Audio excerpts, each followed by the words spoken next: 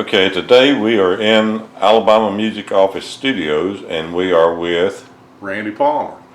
Randy. Where are you from? I'm from Cordova, Alabama originally, and now in Tuscaloosa. All right. And where did you learn to play music? You're a bass player. Yeah, I'm a bass player of sorts. I guess growing up in a house with mom and daddy and brothers that picked and sang, when I was a kid, and learned that way, and playing in garage bands coming up through high school, and then coming down to the university and being fortunate enough to be one of the founding members of Henri's Notions. Let me, I guess, hone that as well as it can be honed. All right. And was there one person more than anybody else that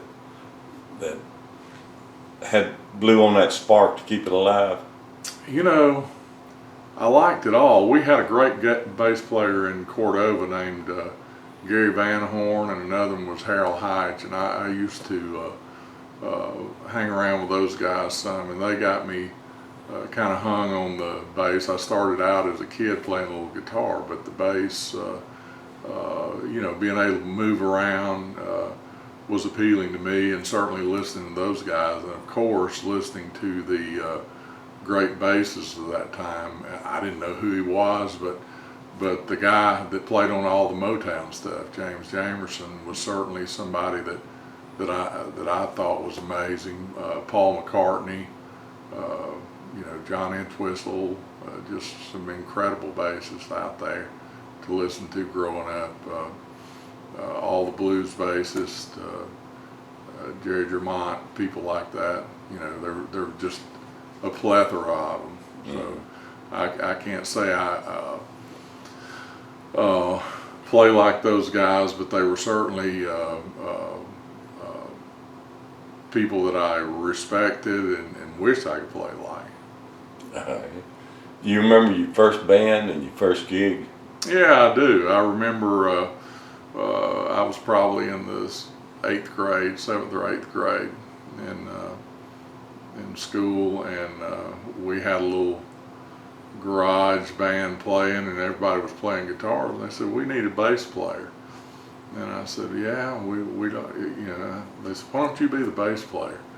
And I said, "Well, I don't have a bass." And they said, "Blang!" and pulled the 2 treble strings off a OK arch top, and said, "You're the bass player." I said, "Okay." So that was my first bass, and then we found an old violin bass that I found there in town. My folks bought it for me, and it had action about 1 inch high, and so that did have something to do with my style, because I still like high action on the bass. Okay, that's unusual. Henri's Notions, how did that come about?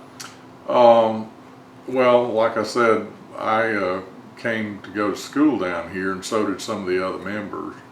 And we had Jim Ball's guitar shop was in town then, so I wanted to make sure that I continued playing music. Me and my brother and our friend Roger Bullocks and some other folks played all the time back home, and so I wanted to certainly continue playing music. So I went to the guitar shop and pulled some of the name tags off their contact, looking to play music, and met Ronnie Myers and Lonnie Finley, and we started playing together some, and playing together with other people, and I think that's where it started. And we all played with other folks and each other some too, but it seemed like Ronnie and Lonnie and I played a little more together, and they knew Mike Bowman. I didn't know Mike, the fiddler, but it turns out that he lived down the street from me.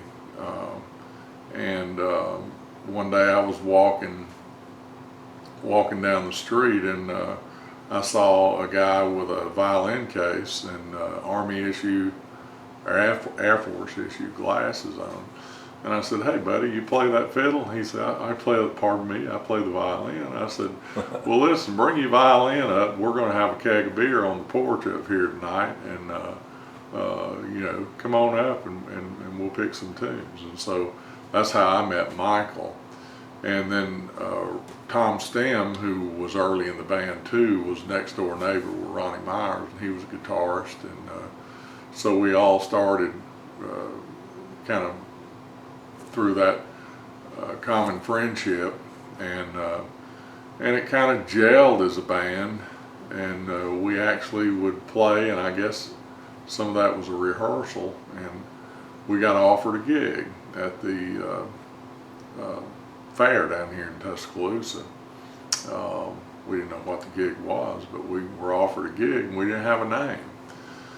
And about that time, a guy named Randy Chestnut was playing banjo with us, and his father became ill, and he had to move back to Galesville. So we were looking for another banjo player, and they said, everybody calls me Frog, and they said, Frog, you know, I was kind of the guy that handled booking and promo, and you know, later on, and I guess that started it right there when they said, hey, find us a banjo player. So that was back in the day of dial rotary telephone.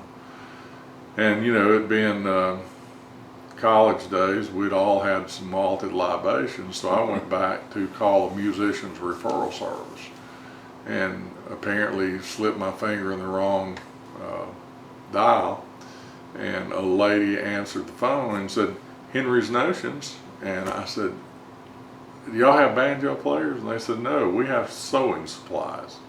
So I'd called a sewing supply store in Atlanta, Georgia, apparently named Henri's Notions, and went back, and the guy said, did you find a banjo player for this gig? And I said, no, but I've got us a name we can use for the weekend. And that's all we intended to do. We thought it was funny. And but we never changed it. And it's rode with us, you know, since, I don't know, 76 or 7, somewhere around there. And we've added a few new members. Members have come and gone since then too. You know, Jill Chambliss and Scooter Muse and Jason Bailey playing the band now, along with Mark Lanter and Mike Bowman and myself. So that's the current lineup. Impressive list. No, it's fun. They're good guys. I'm fortunate to be able to, you know, I just grab hold and hang on. You also enjoy it like nobody else. I do enjoy it. It's good. Yeah, it's a good thing to be able to get together with friends and have a beer and play a good tune. Right. You're involved in more than one band, though, aren't you? I play some with some pop bands around, but you know, not playing out a lot. I play with the Bon Airs, which is a band we're kind of starting up, a cover band, and you know, I'll pick up a gig every now and then, and when I can. When it's all fun. It's all good. All right.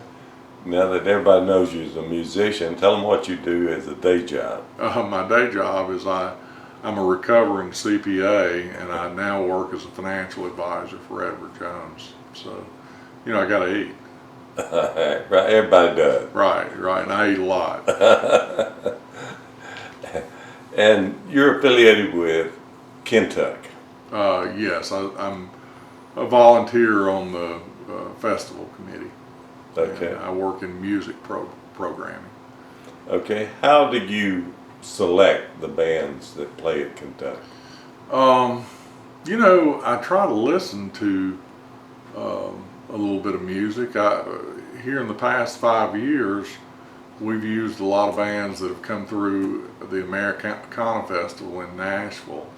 I try to go to that festival every year, and I know that's where I first heard Elizabeth Cook, oh crap, I can't think of all of them now that have come through there. You know, my mind's drawing a blank. Raylan Baxter, you know, so getting out and listening to live music. This year I'd heard the Bear somewhere, I'd heard the Whiskey Shiver somewhere.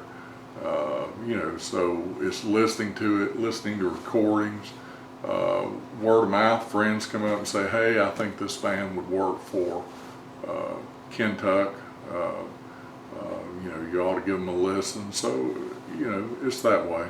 Just the Vine, listening to recordings and catching live music. All right. And when is Kentuck this year? It is October the 17th and 18th at Kentuck Park. All right. 2015. And who's on the roster this year? All right, I hope I get this right without thinking. On Saturday, we're starting out with the Steel City Jug Slammers, a jug band out of Birmingham, and then Debbie Bond and the Trudats will be back from their Europe tour. Debbie is from Tuscaloosa here, but they play everywhere. She's been in the blues and a person that has done a lot for the blues community here and abroad. She'll come up next, and then we've got a band, Blue Mother Tupelo, that's playing.